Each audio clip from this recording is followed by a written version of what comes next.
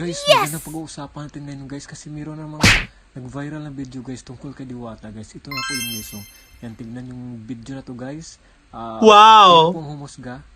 Kasi nakikita natin sa lahat ng interview ni Diwata guys. Pag may regalo ka sa kanya, may bigay ka sa kanya, may oras siya para sa iyo.